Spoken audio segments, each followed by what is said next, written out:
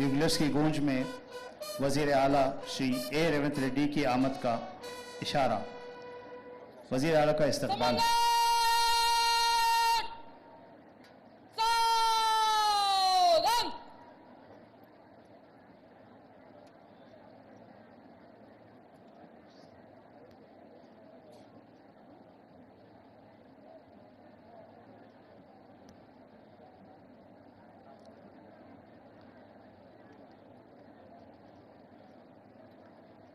The much awaited moment, our Honorable Chief Minister Sir, Shri Revanth Reddy Sir has arrived.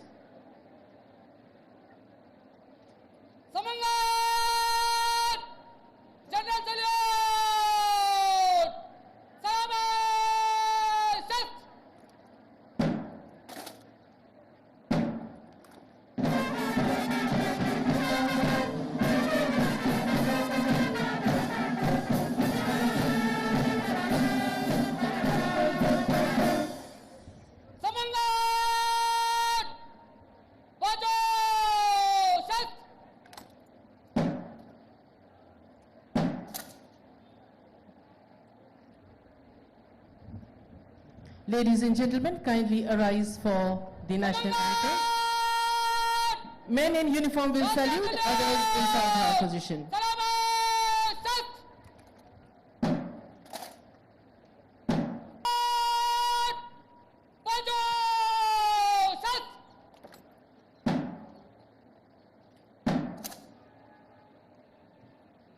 Kindly keep standing.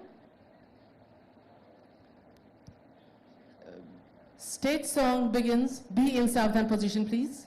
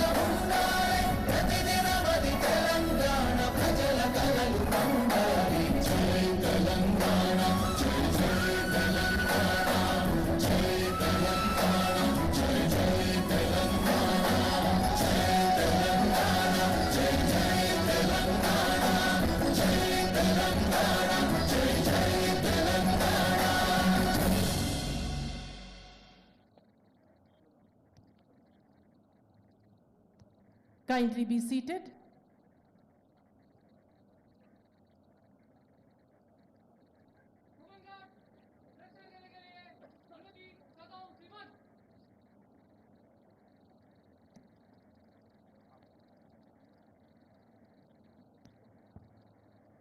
Permission taken, permission granted for march off of the parade.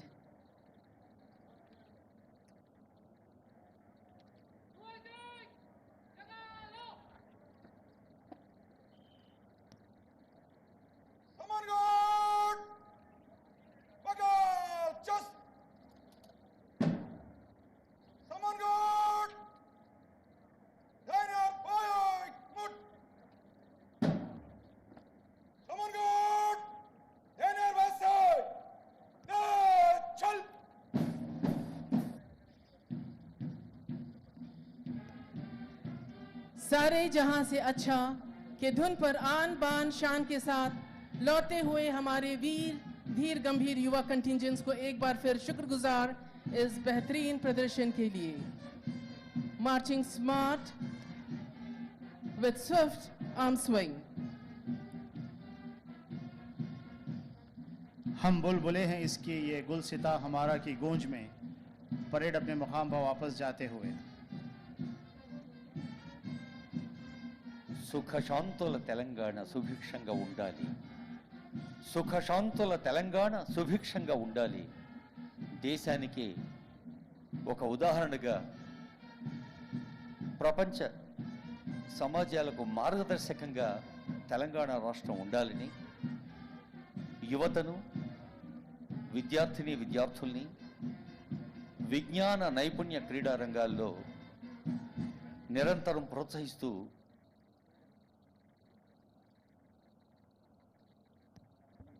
Address by our Honorable Chief Minister, Sir, Revanth Reddy, sir.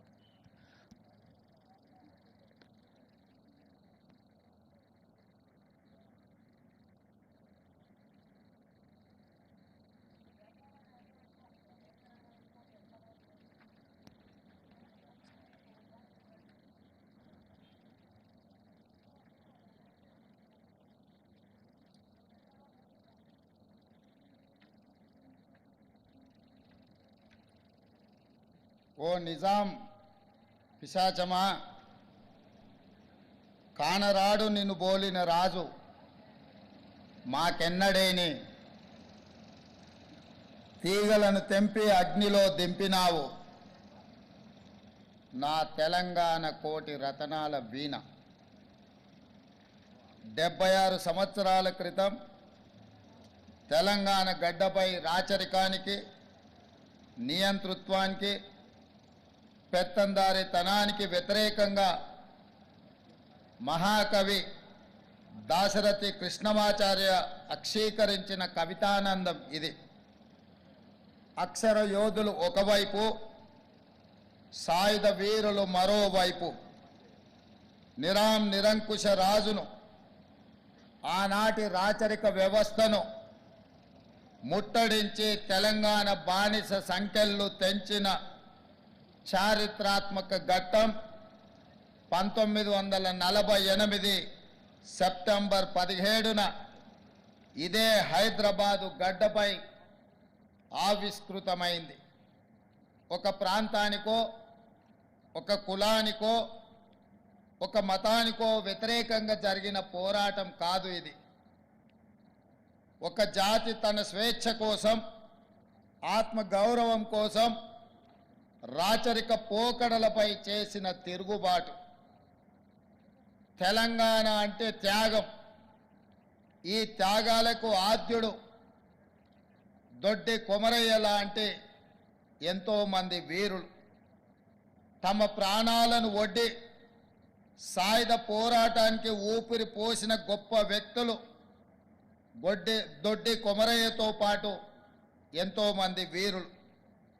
నాటి సాయుధ పోరాటంలో ఎందరో ప్రాణ త్యాగాలు చేశారు, జీవితాలు త్యాగం చేశారు. సర్వం కోల్పోయిన లక్ష్య సాధనలో వెనుకంజ వేయలేదు. ఆనాటి సాయుధ పోరాటంలో ప్రాణాలు వదిలిన అమర వీరులకు ఈ సందర్భంగా ఘనమైన నివాళిని అర్పిస్తున్నాను. 4 కోట్ల తెలంగాణ ప్రజలకు ప్రజాపాలన దినోత్సవ శుభాకాంక్షలు తెలియజేస్తున్నాను. సెప్టెంబర్ 17 తెలంగాణ ప్రస్థానంలో అత్యంత కీలకమైన రోజు. ఈ శుభదినాన్ని ఎలా నిర్వహించుకోవాలన్న విషయంలో ఇప్పటి వరకు భిన్న అభిప్రాయాలు ఉన్నాయి. కొందరు విలీన దినోత్సవం అని, కొందరు విమోచన దినోత్సవం అని సంబోధిస్తున్నారు. ప్రజాప్రభుత్వం అధికారంలోకి వచ్చిన తర్వాత సెప్టెంబర్ 17ను అధికారికంగా నిర్వహించాలని నిర్ణయించినాం. లోతైన ఆలోచన ప్రజాపాలన దినోత్సవంగా సెప్టెంబర్ 17న జరుపుకోవడం సముచితంగా ఉంటుందని మేమందరం భావించాం. సెప్టెంబర్ 17, 1948 నాడు తెలంగాణ ప్రజలు నిజాం రాచరిక వ్యవస్థను కూలదోసి ప్రజాస్వామ్య ప్రస్థానానికి నాంది పలికారు. ఇది తెలంగాణ ప్రజల విజయం. ఇందులో రాజకీయాలకు తావు లేదు. రాజకీయ ప్రయోజన కోణంలో దీనిని చూడటం అవివేకం అవుతుంది. విలీనమని ఒకరు, విమోచనమని మరొకరు స్వప్రయోజనాల కోసం నాటి అమరుల త్యాగాలను పలుచన చేసేలా ప్రవర్తించడం సరికాదని ప్రజాప్రభుత్వం భావిస్తుంది. అందుకే ఈ శుభదినానికి ప్రజా కోణాన్ని జోడిస్తూ ప్రజాపాలన దినోత్సవంగా నామకరణం చేశాం. ప్రజాప్రభుత్వం తీసుకున్న ఈ నిర్ణయం 4 కోట్ల ప్రజల యొక్క ఆకాంక్ష, వారి ఆలోచన, నాటి తెలంగాణ సాయుధ పోరాట స్ఫూర్తి. ఈ నిర్ణయాన్ని ఎవరైనా తప్పుపడితే వారిది స్వార్థ ప్రయోజనమే అవుతుంది తప్ప ప్రజాహితం కాబోదు. ఇందులో మా స్వార్థం లేదు.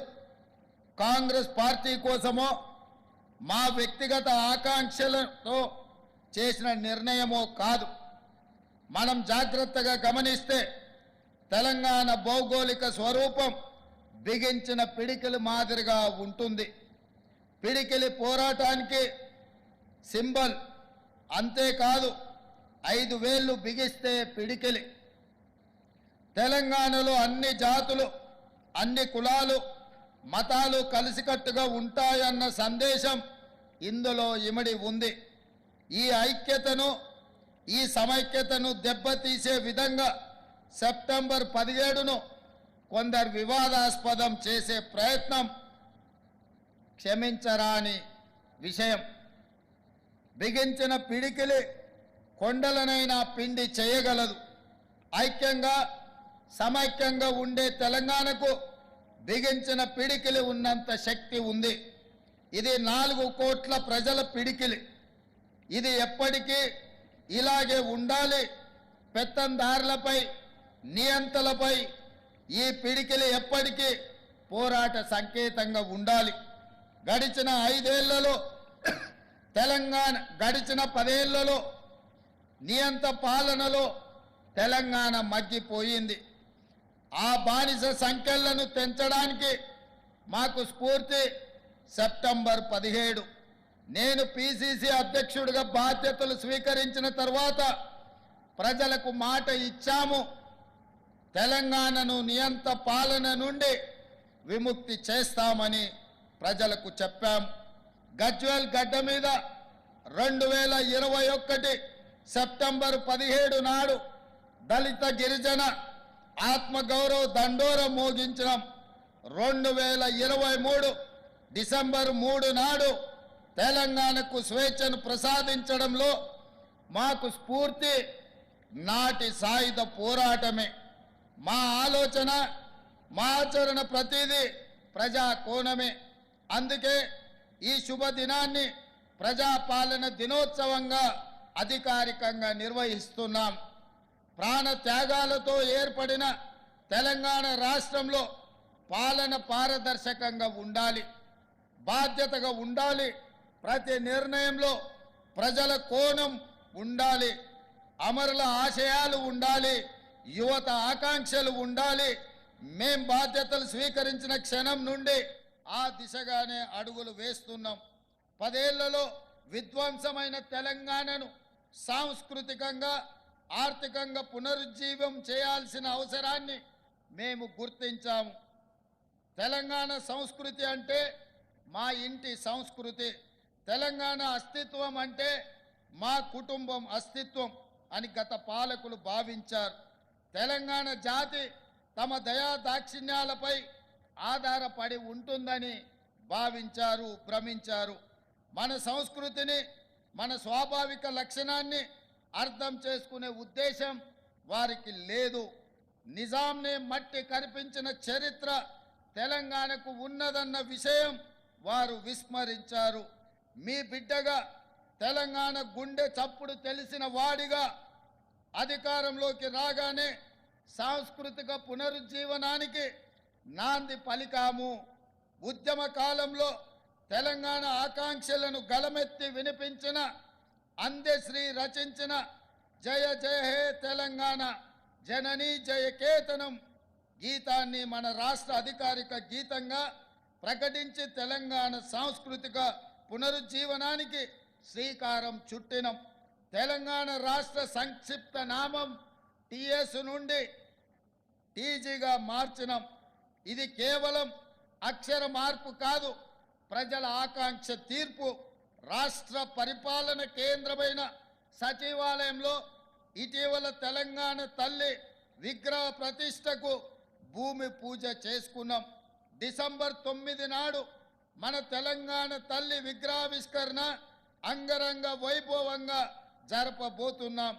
తెలంగాణ సాంస్కృతిక సారథి గద్దర్ పేరుతో సినిమా అవార్డులు ఇవ్వాలని నిర్ణయించాం. కోటిలోని మహిళా విశ్వవిద్యాలయానికి పోరాట యోధురాలు వీరనారి ఐలమ్మ పేరు పెట్టుకున్నాం. ఇలా ప్రతి ఆలోచనలో తెలంగాణ సాంస్కృతిక పూర్వ వైభవం దిశగా సాగిపోతున్నాం. గత 10 ఏళ్లలో రాష్ట్ర ఆర్థిక వ్యవస్థను కుక్కలు చెంపిన విస్తరిలా తయారు చేశారు. 7 లక్షల కోట్ల అప్పు, ప్రతి నెల 6,500 కోట్ల మేర అసలు వడ్డీ కలిపి బకాయిలు చెల్లించాల్సిన పరిస్థితుల్లో మేం బాధ్యతలు స్వీకరించాం. ప్రజలకు ఇచ్చిన మాట ప్రకారం 6 గ్యారెంటీలను అమలు చేయడం, ఆర్థిక వ్యవస్థను గాడిలో పెట్టడం ఒక సవాలుగా స్వీకరించాం. అప్పుల పునర్వ్యవస్థీకరణ ద్వారా పరిస్థితిని చక్కదిద్దేందుకు శాయశక్తులా ప్రయత్నిస్తున్నాం. ఆదాయ లీకేజీలు అరికట్టాం. కేంద్రం నుండి మన హక్కుగా రావాల్సిన ప్రతి పైసా తెచ్చుకోవడానికి గట్టి ప్రయత్నాలు చేస్తున్నాం. ఈ విషయంలో భేషజాలకు పోకుండా నేనే స్వయంగా పలుసార్లు ఢిల్లీకి వెళ్ళి ప్రధానమంత్రితో సహా కేంద్ర మంత్రులందరినీ కలిసి వినతి పత్రాలు ఇస్తున్నాను. నా ఢిల్లీ పర్యటన మీద కూడా విమర్శలు చేస్తున్నారు. కాలు కదపకుండా ఇంట్లో సేద తీరడానికి నేనేం ఫామ్ హౌస్ ముఖ్యమంత్రిని కాదు, పనిచేసే ముఖ్యమంత్రిని. నా స్వార్థం కోసమో వ్యక్తిగత పనుల కోసమో నేను ఢిల్లీకి వెళ్ళడం లేదు. ఢిల్లీ ఏ పాకిస్తాన్లోనో ఏ బంగ్లాదేశ్లోనో లేదు. ఇది మన దేశ రాజధాని. ఫెడరల్ వ్యవస్థ రాష్ట్రాలకు కేంద్రానికి మధ్య అనేక అంశాలు ఉంటాయి. రాష్ట్రం నుండి మనం పన్నుల రూపంలో కొన్ని లక్షల కోట్ల రూపాయలు కడుతున్నాము. అందులో మన వాటా తిరిగి తెచ్చుకోవడం మన హక్కు. ఆ హక్కుల సాధన కోసం ఎన్నిసార్లైనా ఢిల్లీకి వెళుతాము. ఇటీవల 16వ ఆర్థిక సంఘం ముందు గట్టిగా మన వాదనలను వినిపించాం. కేంద్ర పన్నుల్లో రాష్ట్రాలకు 50% వాటా ఇవ్వాల్సిందేనని డిమాండ్ చేశాము. మన రాష్ట్రాన్ని ప్రపంచ వేదికపై ఫ్యూచర్ స్టేట్గా బ్రాండ్ చేస్తున్నాము. పెట్టుబడుల ఆకర్షణలో ఇదొక వ్యూహాత్మక ప్రయత్నం. ఇటీవల బేగర్ కంచె వద్ద 4th సిటీకి శంకుస్థాపన చేసుకున్నాం. మూసీ సుందరీకరణ అన్నది హైదరాబాద్ రూపురేఖలను మార్చివేస్తుందనడంలో సందేహం లేదు. ఈ ప్రాజెక్టు కేవలం పర్యాటక ఆకర్షణ మాత్రమే కాదు, వేల మంది చిరు మధ్య తరగతి వ్యాపారులకు ఒక ఎకనామిక్ హబ్గా మారి దీన్ని మేము తీర్చిదిద్దబోతున్నాం. తెలంగాణలో యువ వికాసం కోసం ప్రజాప్రభుత్వం ద్విముఖ వ్యూహంతో ముందుకు వెళుతుంది. ఒకవైపు గడిచిన 10 ఏళ్లుగా రాష్ట్రానికి పట్టిన మత్తును వదిలిస్తున్నాం. యువత భవితకు పెను సవాలుగా మారిన మాదక ద్రవ్యాల నియంత్రణ నిర్మూలన విషయంలో కఠినంగా వ్యవహరిస్తున్నాం. అదేవిధంగా ఈ విషయంలో టీ-న్యాబ్ను బలోపేతం చేశాం. మరోవైపు క్రీడలను ప్రోత్సహిస్తున్నాం. పారా ఒలింపిక్స్లో మరియు ఇతర అంతర్జాతీయ పోటీలలో పతకాలు సాధించిన తెలంగాణ బిడ్డలను ఘనంగా గౌరవించుకున్నాం. ఇటీవల ఇంటర్ కాంటినెంటల్ ఫుట్బాల్ పోటీలను హైదరాబాద్లో నిర్వహించుకున్నాం. యంగ్ ఇండియా స్కిల్ యూనివర్సిటీ ఏర్పాటుతో యువతలో నైపుణ్యానికి పదును పెట్టి ఉపాధి ఉద్యోగ భద్రతకు భరోసా ఇవ్వబోతున్నాం. యంగ్ ఇండియా స్పోర్ట్స్ యూనివర్సిటీ ఏర్పాటు తెలంగాణ క్రీడా చరిత్రలో ఒక కీలక మలుపు కాబోతుంది.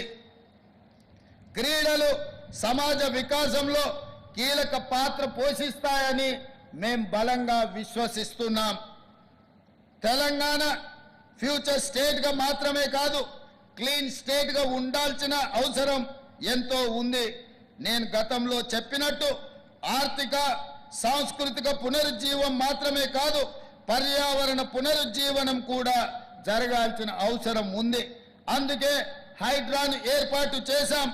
ఒకప్పుడు లేక్ సిటీగా పేరు పొందిన హైదరాబాద్ ఈరోజు ఫ్లడ్స్ సిటీగా దిగజారిపోవడానికి కారణం గత 10 ఏళ్ల పాలకుల పాపమే. వాటి ప్రక్షాళన కోసమే హైడ్రాన్ ఏర్పాటు చేశాం. చెరువులు నాలాలను కాపాడుకోకపోతే భవిష్యత్ తరాలు భారీ మూల్యం చెల్లించుకోవాల్సిన పరిస్థితి రాబోతుంది. ఇటీవల కేరళలో ప్రకృతి విలయ తాండవం మనం చూశాము.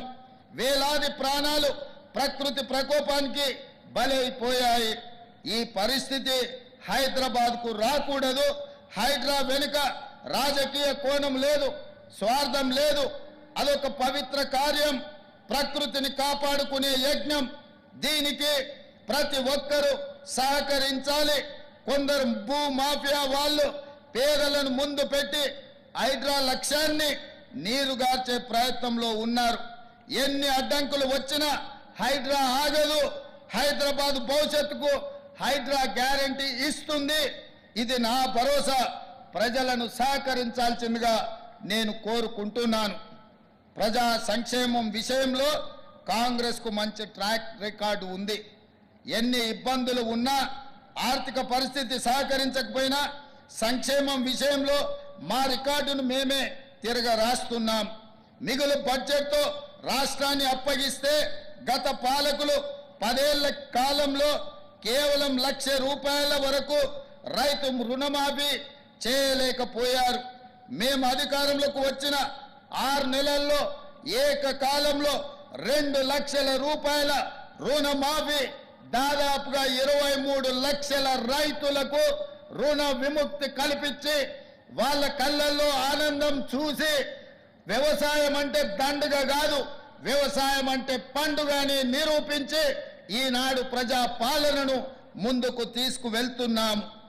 6 నెలల వ్యవధిలో 18,000 కోట్ల రూపాయలు వాళ్ళ ఖాతాలో వేయడం జరిగింది. భారతదేశ చరిత్రలో ఎక్కడైనా ఈ గొప్ప చరిత్ర ఏ రాష్ట్రంలోనైనా జరిగిందా? ఇది రైతుల విషయంలో మా కమిట్మెంట్. మన ఆడబిడ్డలు 87 కోట్ల ఉచిత బస్సు ప్రయాణాలు లబ్ధి పొందారు. ఆర్టీసీ బస్సుల్లో ఆడబిడ్డలకు ఉచిత ప్రయాణం డిసెంబర్ 9, 2023 నాడు ప్రారంభిస్తే ఈనాటికి ఆడబిడ్డలు 87 కోట్ల మంది బస్సుల్లో ప్రయాణం చేశారు. దాదాపుగా 2,958 కోట్ల రూపాయలను రాష్ట్ర ప్రభుత్వం రవాణా శాఖకు చెల్లించి రవాణా శాఖను కూడా పునరుజ్జీవింపజేసి 50,000 మంది ఆర్టీసీ కార్మికులను ఆదుకొని ప్రతి నెల మొదటి వారంలోనే వాళ్లకు జీత భత్యాలు అందే విధంగా వాళ్ళ ఆర్థిక వ్యవస్థను బలోపేతం ఈ ప్రజా పాలనలో మనం చేపట్టడం జరిగింది. అందుకే మిత్రులారా, ఆడబిడ్డలకు 500 రూపాయలకే వంట గ్యాస్ సిలిండర్ ఇవ్వడం ద్వారా 43 లక్షల కుటుంబాలకు మేలు చేశాం. దీనికోసం ఇప్పటి వరకు 282 కోట్ల రూపాయల సబ్సిడీని చెల్లించాం. 200 యూనిట్ల కంటే తక్కువ విద్యుత్తు వినియోగం ఉన్న ఇళ్లకు గృహజ్యోతి పథకం ద్వారా ఉచిత విద్యుత్తు అందిస్తున్నాం. ఈ పథకంలో 49 లక్షల కుటుంబాలు లబ్ధి పొందుతున్నాయి.